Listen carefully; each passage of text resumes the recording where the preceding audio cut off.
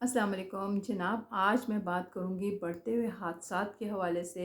मेरी गुजारिश होगी हुकूमत से कि वो इस तरह के प्लान्स लेके आए और रोड के हवाले से ड्राइवर हजरात जो हैं उनको अवेयरनेस दी जाए, ताकि वो अवेयरनेस के साथ साथ आप रोड की एक जो तरीक़ाकार है उसको फॉलो करवाएं। बस की लाइन आपकी अलग होनी चाहिए, मोटरसाइकिल की लाइन आपकी अलग होनी चाहिए, और एमरजेंसी के लिए ट्रैफिक एमरजेंसी जो है उसके लिए ट्रैफिक पुलिस और एम्बुलेंस की एक अलग लाइन होनी चाहिए, जिसमें कोई भी गाड़ी नहीं चल सकती, वो अलग होनी चाहिए। और बाकी जो आपकी नॉर्मल गाड़ियाँ उनकी लाइंस अलग होनी चाहिए। ये हमारे यहाँ इसका तसव्वुर ही बिल्कुल नहीं है। मैं ये चाहती हूँ कि हमारी गवर्नमेंट इन पे इम्प्लीमेंट करवाए, सब व्हीकल्स की लाइंस को अलग किया जाए ताकि वो अपनी लाइंस में ट्रैवल करें, इधर उधर ना जाएं। और ओवरटेक करने का भी एक तरीका होता है कि आप कहाँ से जाके दूसरी गाड़ी को ओवरटेक करेंगे। एकदम उसी गाड़ी के सर के ऊपर से आप ओवरटेक करके दूसरी गाड़ी को भी डिस्टर्ब करते हैं, ख़ुद भी नुकसान उठाते हैं, और फिर वहाँ पे आपके लड़ाई झगड़े भी अपनी जगह पे होते हैं, और फिर चर्चे भी होते हैं कि ये एक्सीडेंट हो गया, इसकी जान चली गई, उसकी जान चली गई, उसने ये कर दिया, इसने वो कर दिया। तो सबसे ज़्यादा अहम जिम्मेदारी हमारी हुकूमत की है कि वो अपने ट्रैफिक पुलिस को, ट्रैफिक फोर्स को जो है इतना मजबूत करें, इतना ताकत पावर दें उनको कि वो रोड पे कोई भी गलत चीज़ एक्टिविटी करने वाली गाड़ी को फौरी तौर पे ज़ब्त करें और हज़ारों के हिसाब से उसको फ़ाइन दिया जाए, ताकि हमारे ड्राइवर हजरात कोई भी ऐसी गलती करने से हिचकिचाएं और कतराएं कि वो इस तरह की कोई गलती जो है कभी ना करें। उनको डर खौफ हो कि कोई 100-500 का चालान नहीं होगा, हज़ारों के हिसाब से होगा। मैं कहती हूँ कम से कम चालान की रकम जो है 10,000 रुपये होनी चाहिए, और 10,000 भी शायद मैं कम कह रही हूँ।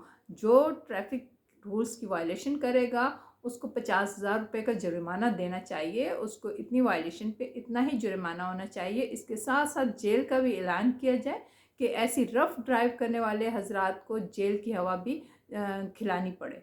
मैं समझती हूँ कि अगर इस तरह के सख्त कवानीन होंगे तो ये हादसा बहुत कम हो जाएंगे, क्योंकि हम दूसरे ममालिक में जब जाते हैं तो हम देखते हैं कि उनकी गाड़ियों की एक रफ्तार होती है, वो 120 और 100 से कम की स्पीड पे नहीं चल रहे होते, लेकिन वो अपनी लाइंस को फॉलो कर रहे होते हैं। हर गाड़ी अपनी लाइन में जा रही होती है, और क्या स्पीड से वो लोग जा रहे होते हैं, कुछ डर खौफ नहीं होता कि कोई एक्सीडेंट हो जाएगा। बहुत कम शादर नादर ही कहीं पे ऐसा होता है कि कहीं पे कोई एक्सीडेंट हो जाए ना, वो भी जब कोई गलत चीज़ कर रहा होता है तभी एक्सीडेंट होता है, वरना वहाँ पे मैंने एक्सीडेंट नाम की चीज़ नहीं देखी है।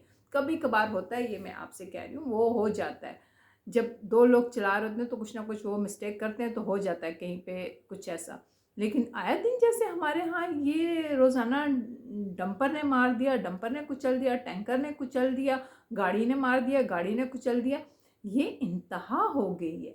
इस वक्त हमारी ट्रैफिक पुलिस को, हमारी गवर्नमेंट को जागना पड़ेगा और सख्त तरीन कवानीन जो है वो मुरतब करने पड़ेंगे। कवानीन तो है, मैं समझती हूँ उन पर इम्प्लीमेंट नहीं होता।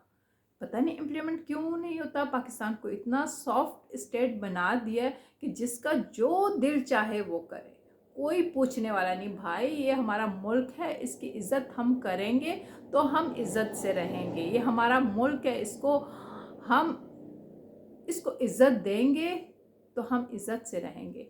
इसकी चीज़ों का तहफ़्फ़ुज़ करेंगे तो हमारा तहफ़्फ़ुज़ होगा। हम अपने मुल्क को साफ़ सुथरा अच्छा बना के लोगों को दिखाएंगे अपने अमल से, तो इसकी इज़्ज़त दुनिया की हर जगह पे होगी। हमें लोग कुछ समझते ही नहीं कि ट्रैफिक रूल्स की वायलेशन, ये रूल्स को तोड़ने वाले लोग, हम इस तरह से मशहूर हैं दूसरे ममालिक में। दूसरे ममालिक में जाके तो हम ड्राइव भी नहीं, मेरे पास लाइसेंस है, मैं पाकिस्तान में गाड़ी चलाती हूँ, लेकिन मैं दूसरे मुल्क में जाके गाड़ी चलाने का सोच भी नहीं सकती हूँ। हालांकि वहाँ पे मैं चला सकती हूँ, लेकिन ये डर खौफ होता है कि मैं पकड़ी गई तो मुझे वहाँ से डिपोर्ट कर दिया जाएगा। वहाँ के रूल्स ऐसे सख्त हैं, वो अपने मुल्क से प्यार करते हैं। हमें पाकिस्तान से प्यार करना होगा, इस मुल्क के रूल्स को फॉलो करना होगा, इस मुल्क के रूल्स को मजबूत बनाना होगा, तो हम तभी इज़्ज़त से, सुकून से यहाँ पे रह सकेंगे। अदरवाइज़ रोज़ाना रोड पे हमारी हलाकतें होंगी। यही डंपर ट्रक हमें कुचल के जाएंगे और फिर वो 2 माह 3 माह बाद वापस आके फिर एक डंपर या ट्रक चलाएंगे, फिर किसी को कुचल देंगे। ये सिलसिला जारी रहेगा। लेकिन हमारी स्टेट को अपनी आवाम से प्यार करना होगा, अपनी आवाम को तहफ़्फ़ुज़ देना होगा। उसके लिए रूट जितने भी हैं उन पे जितने भी रूट्स हैं, ट्रकों के हैं, जो भी हैं, उनको एक लाइन्स देनी होंगी, उनके एक टाइम मुकर्रर करने होंगे कि वो उस टाइम के अंदर अपनी लाइन्स के अंदर चलें, ओवरटेक ना करें, ओवर स्पीड ना जाएं। अगर ऐसा कोई ट्रक, डंपर, बस कोई भी चीज़ इस तरह की चीज़ करती है, उसको भारी भारी फ़ाइन देना चाहिए। मैं ये समझती हूँ कि 10,000 तो गाड़ी वालों को दें और डंपर ट्रक बस इनको 50,000 से कम का जो है वो फ़ाइन ना दिया जाए, ताकि ये आइंदा कोई इस तरह की मिस्टेक करते हुए कई बार सोचें कि इन्होंने अगर मिस्टेक की तो इनकी गाड़ी भी ज़ब्त हो सकती है। इस तरह के सख्त कवानीन बनाने होंगे तो ही पाकिस्तानी अवाम तहफ़्फ़ुज़ में होगी, अदरवाइज़ रोज़ाना इसी तरह से मरते रहेंगे। अभी 2 दिन पहले ही मेरे साथ एक वाक़या हुआ था कि मुझे भी 16 व्हीलर एक ट्रॉलर ने हिट किया और जब उसने हिट किया तो मैं उसको रोक रही हूँ कि उतरो नीचे। वो समझ रहा है कि कुछ नहीं हुआ, क्योंकि इनको नज़र ही नहीं आता कि नीचे क्या हो गया, इनके सामने क्या हो गया। इनको अपने सामने भी नज़र नहीं आ रहा होता, इनको अपने आसपास भी नज़र नहीं आ रहा होता, इनको दूर दूर नज़र आ रहा होता है। और मेरी गाड़ी को हिट करके यूं यूं करके वो देख रहा है गाड़ी के नीचे कि क्या हो गया है।